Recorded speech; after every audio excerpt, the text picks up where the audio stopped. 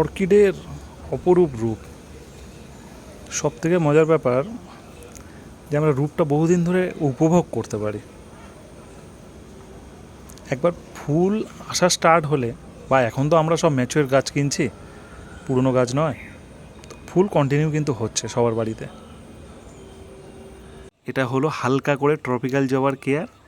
Fungicide এখনও দিইনি কোনো সময়। পেস্টিসাইড কাকা মাঝে মধ্যে দিলেই হবে, আর অন্য কিছু নয়।